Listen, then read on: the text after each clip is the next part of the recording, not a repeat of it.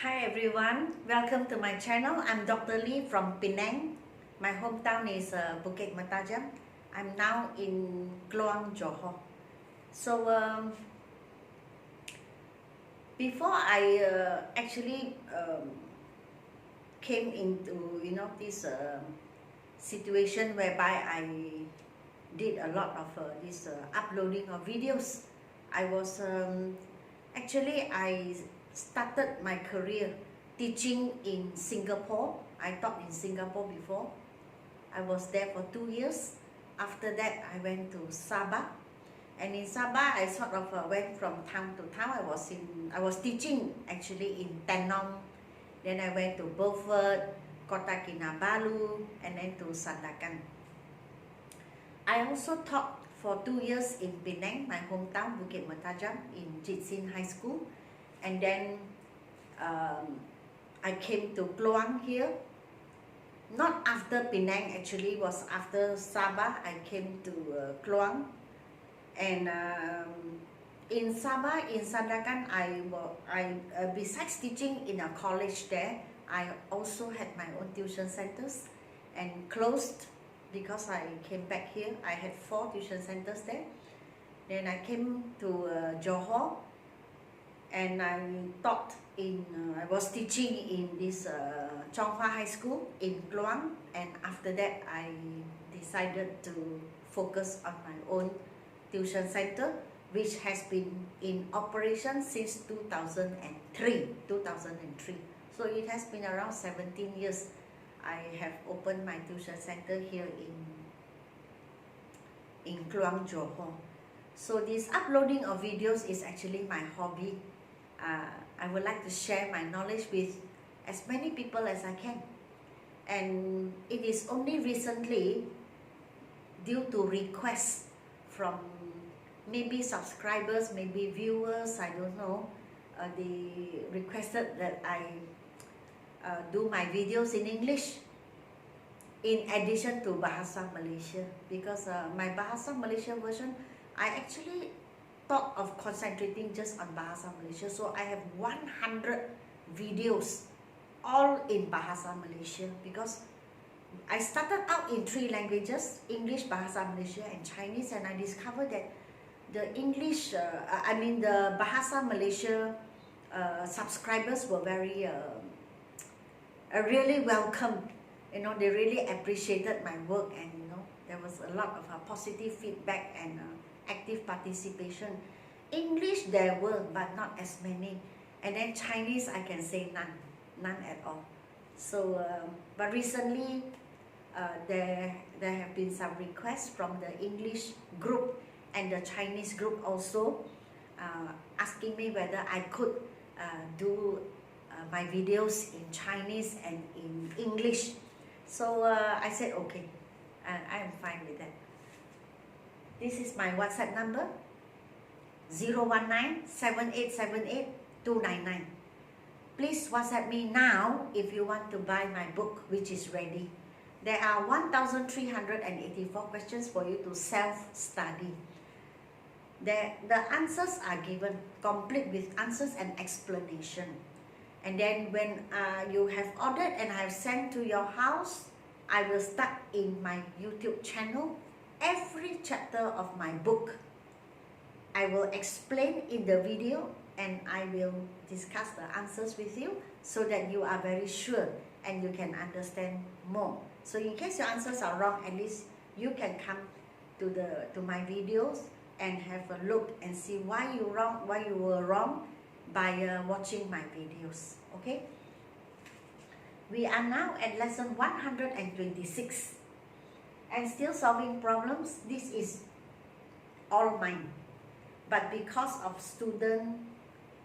students before this and recently also, there have been questions whereby students don't understand perfect tense. So before this video, it was a present perfect tense, and then today I finish it off, past perfect tense. Okay? And this past perfect tense is, all these are the examples I've written for you. so that you can understand better. It's always easier when we explain using examples. So past perfect tense, past will tell you that it is over. So we only have one. Had plus a past participle. You remember I told you past participle. Example, take. The past participle of take is taken, the third place. I always tell my students it's the third place because I actually teach past participle to my primary school children. I make sure they know. They must know before they go to secondary school. So I tell them it's the third place. Basically, it's like this. Come, for example, past tense is came. Past participle is come. Come, came, come. Eat, ate, eaten. Drink, drank, drunk. The third one we call it the past participle. For cook, ed. For wash, ed. So wash, washed, past tense. And then past participle is also washed with an ed.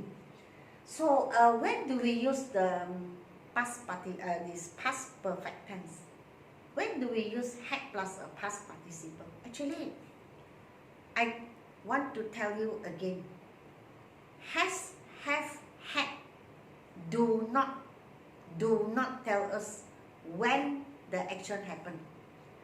For has and have, we only tell you that the action has happened already. Done. You can see the result. But for had, actually we cannot see anything. It's no more. Finish. Finish action. And then we usually use after, or we use when, or we use before. Okay? So we use after, when, before. So before can also be used for has and have. Okay? And we do not say when. It is already over, finished, no more happening. And now you cannot see the effect. You cannot see the result. Whereas has and have, yes, at this time when you say, you can see something. So let us say this sentence, after she had cooked, she washed the clothes. Why do I put had? Why do I put had here? Because I want to tell you that this is the first action. And then this is the second action. Okay? So to show people that when you do two actions, you want to show people which action happened first. The action which happened first, you put had. And then when you use the word after, it is the same person. Okay? The actions are not the same, but it is the same person. After can be put here as well. She washed the clothes after she had cooked. It is still the same. I just take this whole part and put in front. And then after, I bring it down here. And then this whole part, I put down here. When I start with after, I must put a comma. When I use after in the middle of a sentence, no comma, no comma. Just put a full stop. It is the same meaning. The action, the first action, cook. Second action, wash the clothes. So to show that I cook first or she cooked first, put had in front of cook. When I came home, she had cooked. Same. Had cooked, number one. Number two, I came home. When we use when, it is not the same person. Two different persons. Two different actions. But the same theory. The first action put had. Okay, that means when I came home, she had cooked. That means I could sit down and eat already. Food was ready on the table. Same. When you can put here. When you put when in the beginning of a sentence, remember to put a comma. But when you put in the middle of a sentence, no comma, no comma. Okay, so she had cooked when I came home. Same theory. Okay, that means she cooked, then I came home.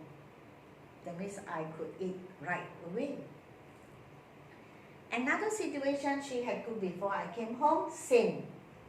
She, I. When you use before, same thing. Okay, two different actions, two different people, but the first action is had in front. The second action, third action, fourth action, no had. Just put ed, past tense. So before I came home, she had cooked. Same. When you use before, when after in the beginning of a sentence, remember your comma. Okay, so it's the same. As long as it is the first action, put had. But all this is in the past, is already over. It is not happening now. It has nothing to do with now. Look here. I give you a situation. Let us say yesterday. So yesterday he took out his books. Yesterday he studied. This is the situation. So I want to tell you that yesterday, number one, he took out his books. Number two, he studied. So now I'm going to join these two sentences into one without, I don't say the time. I told you already, has, have, had, no time. So now I write like this. After, so this one is the first, isn't it? So it's the first, I need to put had. So after he had taken, third place, past participle, out his books, he studied. Same person. Remember when you say after is the same person, and then remember your comma. Then I can also say he studied after he had taken out his books. It's the same. I put after in the middle only. So I take this whole part and push it to the front. And then I put after here. So same. When I put after here, it means to say that this one happened first. The one that happened first is together with after. The one that happened first is, for when, the one that happened first is not in the when part, is another part of the sentence. For when you use after, had is together with after. So he studied after he had taken out his books. Isn't it the same? It's the same. The meaning is the same. Only thing I put after here. So remember when you use after as the capital letter, you must remember to put your comma. Okay? So same. Number one, he took out his books. Number two, he studied. So to show that you did the action first, you just put had in front. That's all. Okay, then use the past participle. The past participle is the third place. Basically, we do that. The bus left. So again, yesterday or last week or 2 days ago, I'm telling you a story now. You know, last week, the bus left. I reached the bus station, so I missed the bus. So now I'm telling you a story. I said, last week I missed the bus. Then you may ask me, you say, why? What happened? Then I tell you. Number one, the bus left. Number two, I reached the bus station. I was late, so I missed the bus.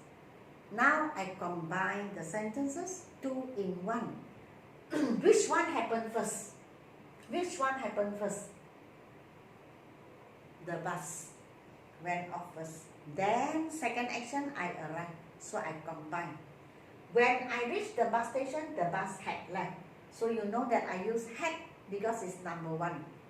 I reached the bus station, number two. That means I was late and I missed the bus. When you can put in front. The when part is past tense. The back part is the had. This when part, you use past tense, you don't put had. So same. When you use when, after as big letters, you need to put a comma. So the sentence is the same when I say the bus had left when I reached the bus station. It's the same. Only thing, I put when in the middle of a sentence. Here, the bell, oh I'm sorry, should be the bell rang, not rang. So we talked about last week example. Last week the bell rang, they went into their classroom. That means I want to tell you that they were punished. Then you ask me, hey, why were they punished? Because the bell rang, they were still in the canteen eating away. And then slowly walked to the classroom. So when they reached the classroom, the teacher was there. They were late. So then the sentence comes. I join all in one. What do I say?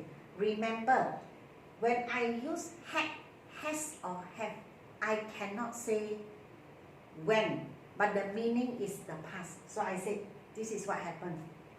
The bell had rung, ring, rang, rung. The third place is called the past participle. The bell had rung before they went into their classroom. That is why they were late. They were still in the canteen. So When you use before in the middle of a sentence, the had part is before. Okay? So the before you can also put in front. Okay? The before part of the sentence is past tense. It is the same as when. Okay? So the before part you just say when. And then another part of the sentence had run. So the same way, before you can put in the beginning of the sentence, before they went into the classroom, the bell had rung. Alright? So my class ends here. If you like my video, please like, share and subscribe. Thank you.